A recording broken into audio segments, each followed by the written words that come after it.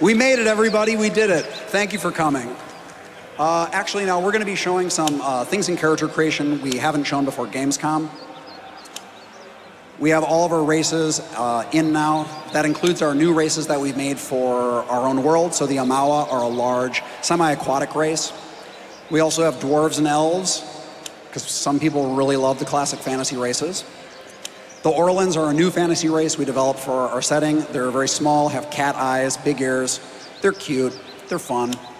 And the godlike. The godlike are very strange looking, if you couldn't tell. That's not something on her head, that is her head. She is very strange looking. All the godlike look like they have been touched by the divine. So we have a number of godlike in the game: the death godlike, the nature godlike, moon godlike, and the fire godlike. We're going to be playing the fire godlike because they look super cool. You can also choose the parentage of your godlike. Some of our backers had asked us, hey, what if your godlike's parents were elves or Orlans or dwarves or Amawa? And the Amawa are super huge, so we're going to use them. We've shown barbarians and wizards before in our demos. Today we're going to show the paladin. And the paladin is a great support character. We have 11 classes in the game. The paladin is very good at frontline melee combat and close range support. When you play a paladin, you have to pick a paladin order that goes with your paladin. Obsidian makes role-playing games. We take the role-playing part very seriously. So when you make a paladin, you choose an order. With that order come certain personality types that your order favors, certain personality types that your order does not favor. If you play to the personality type of your paladin order, you get small bonuses in the game. If you play against it, you get minor penalties. It's not game-busting or anything, but it's just slight reactivity to the choices you make throughout the game. We're going to be a kind wayfarer. We're going to be a good guy.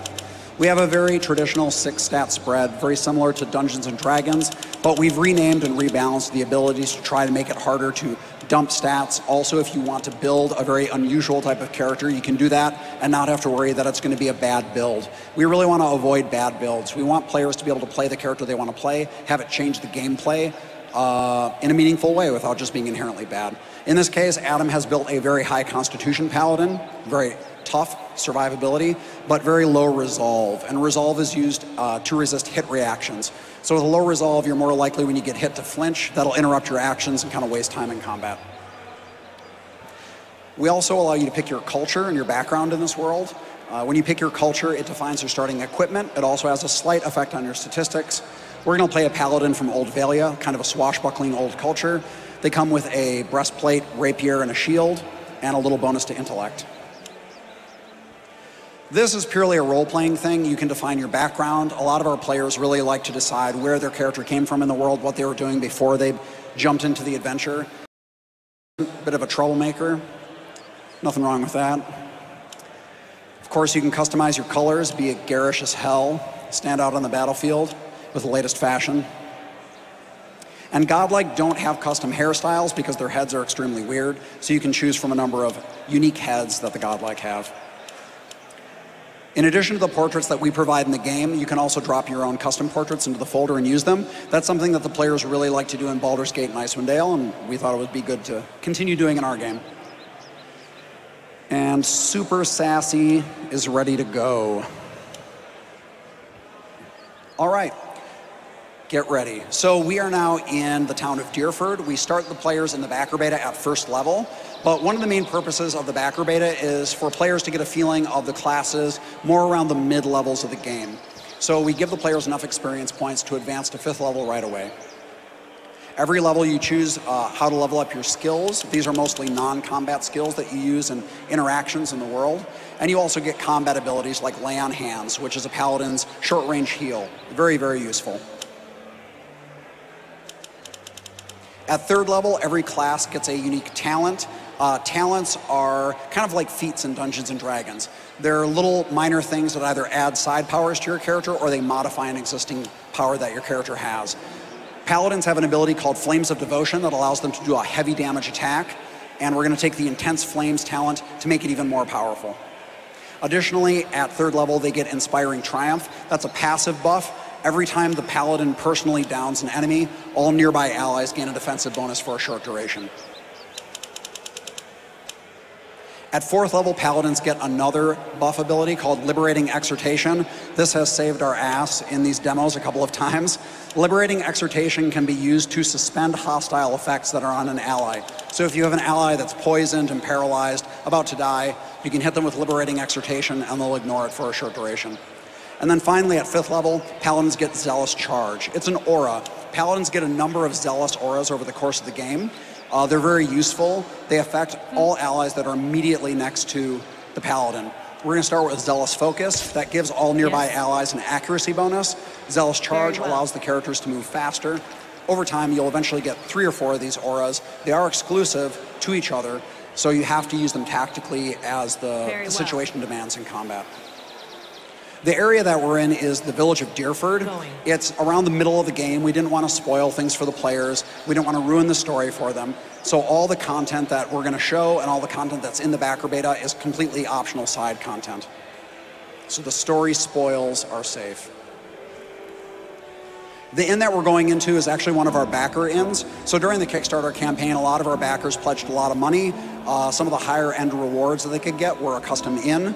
Also behind the bar is the barkeep, Dengler, who's the proprietor of the inn, named for Stephen Dengler, one of our backers. And we're going to talk to him and talk about renting a room. In the original Infinity Engine games, they also had inns that you could rest at. It's a very Dungeons & Dragons type of thing to engage in, renting a room at an inn. But there wasn't really much mechanical reason to do it.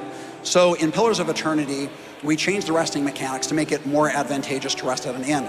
If you get the cheap room, you don't get any benefit from it. But if you rest at a high-end room like the Dragon's Lair in this image here, you get a long-term buff. And that long-term buff will last until the next time you rest. So it's a very useful thing to put on your party. It'll last for a very long time. And it also encourages the player not to rest spam a lot because they'll lose that bonus as soon as they do. You can also use inns often to build additional party members. We have 8 companions that we've written for the game. We take a lot of pride in our writing. We think people will enjoy them. But every once in a while, someone doesn't like our companions. Or maybe they don't like our companions at all. So they just want to build their own party members like in Icewind Dale. So you can go to the tavern, you can spend some money and build additional party members if you want. We already have 5 party members though, so we're just going to head out and do a quest.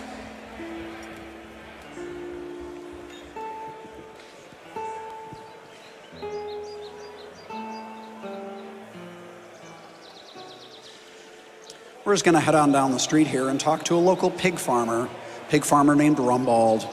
Rumbald is pretty bummed out because an ogre keeps coming into town and stealing all of his pigs. And no one wants to deal with this ogre because the ogre is extremely strong and extremely intelligent. Ogres are a really big deal in this world. They're very dangerous. The only thing that keeps them from conquering all the civilized lands is that they're extremely aggressive and are as likely to kill each other as help each other. So this ogre is off on his own, and we're going to go and take care of him.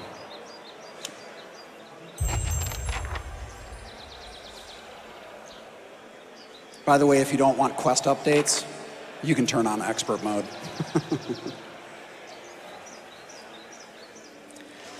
This city was built on top of some old ruins that were previously settled. One day all the inhabitants disappeared. So the new settlers built on top of the old ruins, like that tower there on the piece of the castle wall. And of course, because we have a strong dungeon delving tradition in the Infinity Engine games, there is a ruin underneath the city that you can explore. Overall, we have 2 wilderness areas, the village, and 2 dungeons that you can explore over the course of the backer beta. And on our world map, we have 2 wilderness areas to go to. We're going to go to Deerford Crossing, because that's where the ogre was rumored to be.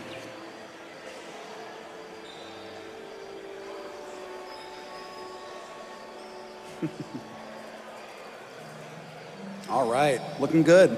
It took a little while to get here, so it's getting dark out. We're going to scout out in front because this area is teeming with dangerous critters like giant beetles, staple of the Infinity Engine games, at least the Icewind Dale games. We have our fighter scout out in front because fighters are really good at taking a lot of hits. They can suck up a lot of damage.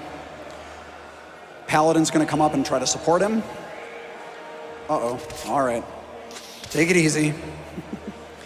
Rogues are extremely good at dealing damage to a single target. They're not very tough in a toe-to-toe fight, but rogues can inflict status effects that allow them to do sneak attacks. Sneak attacks and backstabs were also a part of rogues in the Infinity Engine games, but they were often very difficult to pull off, so they're the exception rather than the rule. In Pillars of Eternity, rogues can do sneak attacks almost all the time. They just have to create the opportunity to make them. The Priest is a great support caster. She just moved forward and used an area heal called Holy Radiance. Extremely handy for helping out the party. And then she followed that up with a spell called Divine Mark. Divine Mark does a small amount of damage, but it also makes the target much easier to hit. So that helps the party just take that guy out as quickly as they can. This guy's tough.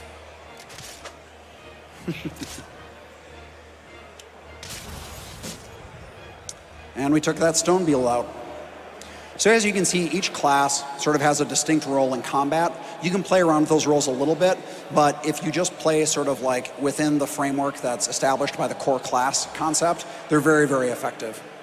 Up here we have 2 more Stone Beetles and a Wood Beetle off to the side. We really don't want to provoke that Wood Beetle to come over because they're poisonous. Uh-oh. Beetle burrowed into the ground and teleported up near the Dwarf. So now they're going to try to double team the Dwarf, and we're going to try to take one of these guys out as quickly as we can. Party Priest is casting Armor of Faith, upping everyone's armor, making them more resistant to damage. Uh-oh. More beetles.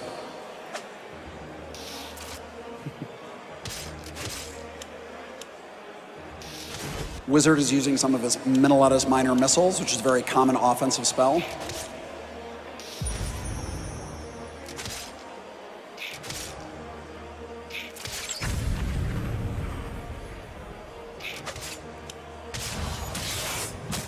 That's 1 Stone Beetle down. As you can see, the fighter is taking the brunt of a lot of these attacks, but the fighters are built for punishment, so he's doing his job. Other party members do not fare so well when they try to tangle with 2 of these Stone Beetles. What's Adam gonna do?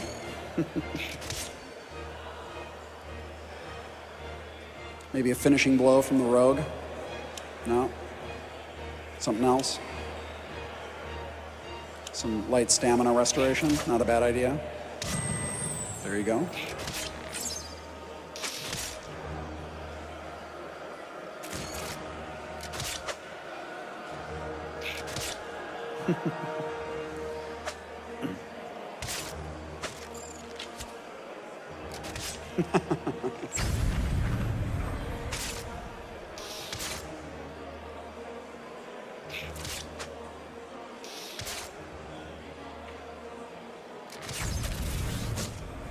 So finally the rogue was able to take, I think it was the rogue, was able to take out that Stone Beetle. We can continue our quest to find the Ogre. This wilderness environment has lots of cool things you can explore in it. As you fight different creatures in the world, you will get cyclopedia entries about these creatures. The cyclopedia entries have facts and figures about the critters. They help you make tactical decisions about how you want to fight them. So as you can see, we've already unlocked that it has a very low deflection defense. So standard weapon attacks are extremely good against the beetles, but it has a very high fortitude. So fortitude is used to defend against things like knockdowns and poison and stuff like that. So it's not a great idea to attack them like that. So over the course of the game, based on the number of creatures you fight and the lore skill that you have, you'll learn more information about the creatures and can better engage with them tactically.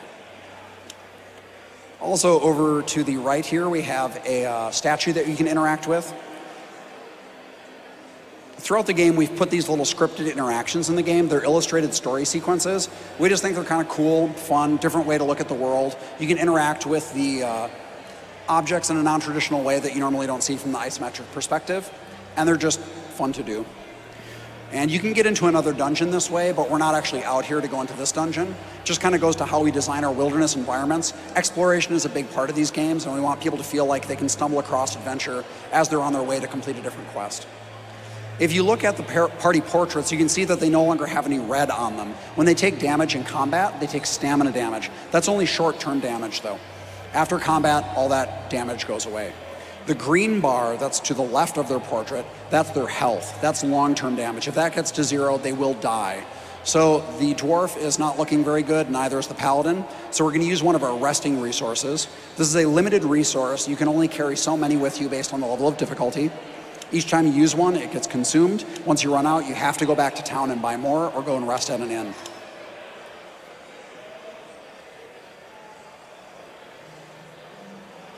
Another Infinity Engine classic, giant spiders.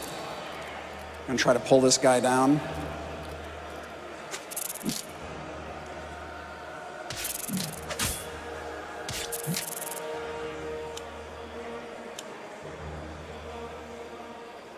Going to give some holy armor to the party. Rogue is going to inflict a crippling strike. So the Rogue gets a sneak attack bonus anytime there's a negative condition on an enemy. It's very, very broad, very liberal. So in many cases, the Rogue can inflict those status effects themselves. Makes them much more self-reliant. They don't need other people to set up those conditions for them.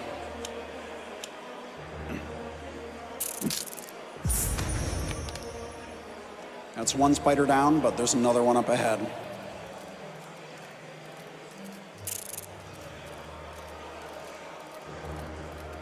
Don't want to get the spider into a bottle. Oh no. Paladin's getting attacked. Time for some Flames of Devotion, maybe.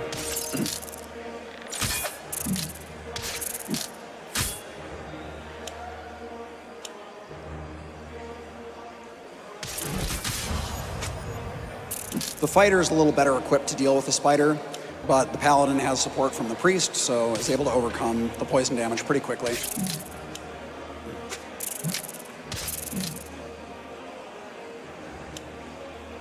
And the rogue is going to use a finishing blow. Oh, she missed with it. The finishing blow from the rogue does more damage the closer the target is to death. So it's not something you want to use very early in combat because the rogue isn't very effective with it when the target has a lot of health. But as they get close to the bottom, the finishing blow can do a ton of damage. So we finally found our way inside the ogre cave. Unfortunately, this is not just an ogre cave, it's an ogre and giant spider cave. So it's full of all sorts of other little critters, or not so little critters. We're not going to go up there because that's very, very bad.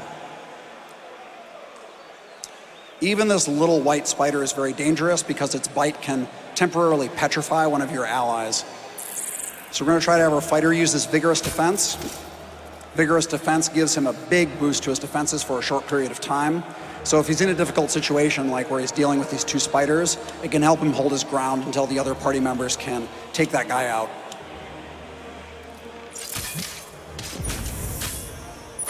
Almost had the paladin run into a fireball, but everything worked out okay.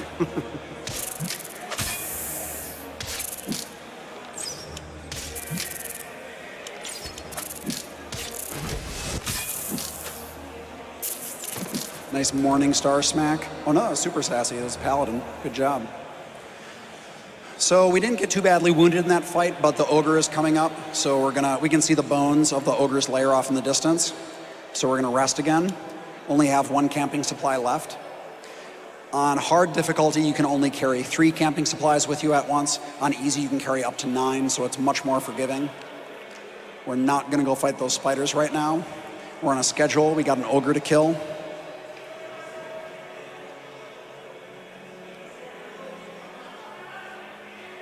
Here he is. Quite a lovely guy. You can actually talk to him. This is a role-playing game. You don't have to fight him. So you can talk him down. You can work out an arrangement. You can even make friends with him. You can complete the quest by being his buddy. But we're not here to be his buddy today because we have a demo to show and we're going to murder him. Because murder is always an answer in Pillars of Eternity. Now the ogre, as you might guess, is very, very dangerous at close range. So we're going to do everything we can to keep him at bay. We're going to use the priest's halt ability. We're going to have the fighter switch over from his battle axe to an arbalest. The arbalest is like a siege crossbow that requires a crank to reload. Very slow, but very strong. And the rogue is going to use her crippling strike. All right, we've locked the ogre down. It's only going to last a little while, so we're going to try to hit it with as much as we can before he breaks free. A divine mark from the priest. No, what are you doing there, buddy? Okay. Divine mark to make the ogre easier to hit. As long as those chains are wrapped around the ogre, he's probably not going to be able to get free. Throw a fireball on him, why not? Is he going to break free? Oh no, he's almost free. Unless he got critically hit. Oh, Paladin, Oh no. He's going for the wizard. This is going to be really bad. Just in time to get murdered. Maybe some healing. Because he's going to get hit in about half a second. Oh, not too bad. He didn't die. Uh-oh. Jolting touch might help. Maybe fan of flames. Oh, no. Okay, the wizard's down. That's not good.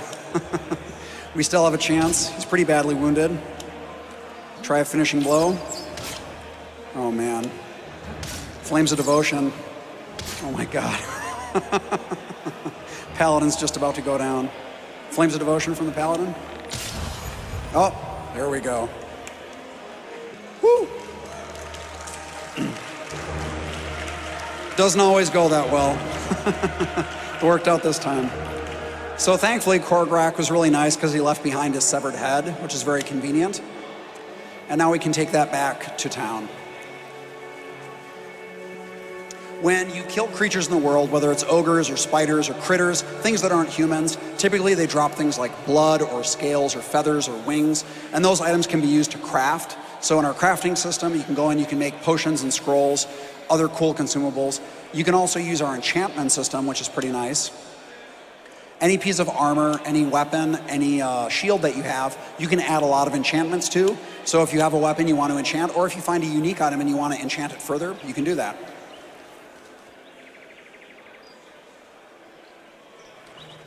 Overall, we believe that the backer beta will take players about 3 to 5 hours to complete on a normal playthrough, but of course there's a lot of replayability in it. You can play through the quests in different ways with different resolutions. We also have all the races available, all 11 classes are available, and we really want our backers to play through, experience all that the backer beta has to offer, and give us our feedback on it. So it should be pretty darn cool. We're just gonna head on down to Rumbold and show him the ogre's head. Get a reward, a very special reward. And we show Rumbold the ogre's head. He's pretty happy. We get a big reputation boost in the village because no one liked that ogre. We can accept his reward, or we can refuse it to get a reputation as being extremely benevolent. But even if you turn down the reward, he gives you the runt of his piglet litter. So when he gives you the runt of the litter, it becomes a little pet. And so you can put your piglet in the pet slot, and he can become your little party mascot. And it's not just piglets, there's also little cats and dogs and spiders and goofy little things like that. And they just follows you around and looks at stuff, doesn't participate in combat.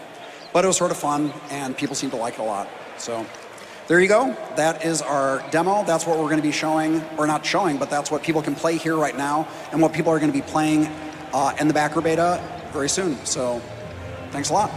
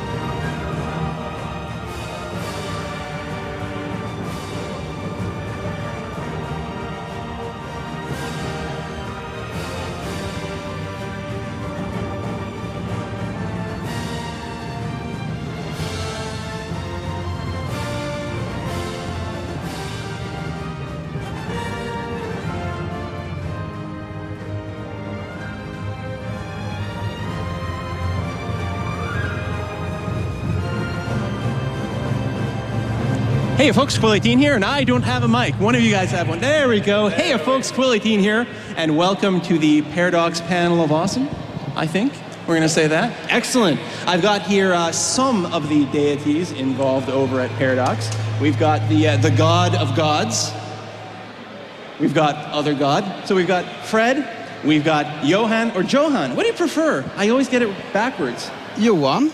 Johan? Johan. Johan? Yeah. Johan over here. We've got the God of Hoi, Don, D-A-N, Don.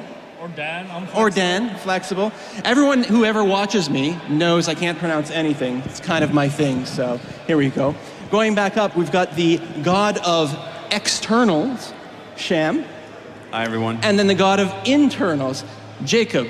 Hello. So PDS development, PDI games, getting external stuff. Is that mostly right? So what we're going to do is we're going to do a kind of a panel discussion here. We're going to start with a few topics and maybe take some questions from the audience. I think we've got a mic out there. And for those of you who don't know, I am Quill18. I play YouTube games, and yeah, everyone tells me in comments how bad I do everything. So There's also this guy. I started with Fred. You did? Oh, sorry. Yes, the God of all gods, Fred. Oh, that's why I didn't react. There you go. Oh, that was too much, eh? All right, so I thought you were going to start off the discussion. One of the things that always gets me about Paradox games is they're incredibly complicated games. But people also like playing games. So how do you manage the issue of having such a complex title that you want to show real depth, but also having it be playable and accessible? Certainly, I think over the years, we've seen a lot of progression in that. And I think CK2 really was a breakthrough, and then EU4 maybe even more so. And we're starting to see that with Hoi. So it looks like, Johan, you want to take it? Yeah. Does this one work? Yeah. Well, it's one easy way. We want to make games we understand ourselves. And we have the slight drawback that we're getting older and we're getting like less attention span and we learn slower. So we have to make the game easier to get into. And some claim also that we learn stuff and get better at what we're doing. But I think that's probably a coincidence. Shams is probably more of an expert of how to make the UIs for our games. I think the question regarding how we make the games accessible is still something we haven't solved yet. It's something that we're working on. Like, there are a lot of people who still can't play Europa Universalis or Crusader Kings 2, so clearly it's not there. But I think that every time we release a new game, we take a step in the right direction. I don't know what the answer is to the question. It's the best way to learn how to play one of our games is to have somebody look at a Let's Play video or have somebody next to you who actually plays the game. That is the best way to learn. And I think we need to learn to do that in the game and just integrate a YouTube channel in the game directly. How does that sound like it's... Sure, yeah. That's fine. Just include my videos, make sure the ads are turned on. We're going to have a great time. It's going to be great. No, I think that's pretty good. Now, the other thing that's happened is you guys have started picking up a lot of third-party... Do stop me if there's a question from the audience, please. You're starting to pick up so many third-party titles, and that wasn't something that happened initially at Paradox. And how do you find... Because they're weird. You guys don't find, like, normal people to partner with. They're awesome, weird, quirky kind of games. Some of them go mainstream, but they're all a little bit there. Oh, this is another Sham question. I should have mixed it up. Part of it is that people seek us out when they see that we've made a weird game. They come to us and say, hey, we've got a similar weird game. How about you work with us on this? Which happens often. We have a couple of them in the crowd right here. And in some cases, we have a weird idea and go to a weird developer and say, let's make weirdness together. But 10 years ago that I was talking about, like, we signed whatever we could get our hands on and that we could afford, which was a totally different story. So the games back then was not always what we wanted to do. So we changed in a direction now that we're actually doing the games that we really want to do and that we have a passion for. Makes sense. Here's an internal question. You mentioned earlier you've got somewhere north of 100 people working at Paradox. Is that Paradox Interactive and Development Studios together? Now, you have a lot of games that you're producing internally at the same time, side by side. How much kind of overlap or swapping of maybe developers, artists, different things like that happens between projects? I mean, not everything is in vanilla. Sometimes it's a DLC. Yeah, well, I would say that among the 150 people at Paradox, around 85 is pure development. So we're very thin on the publishing side if you compare to the big companies. But Johan here can probably answer more about the swapping of personnel and that. But so far I think the studios have worked very like distinct with their own projects. Yeah, currently, I always feel like this one is not on when I start talking. Our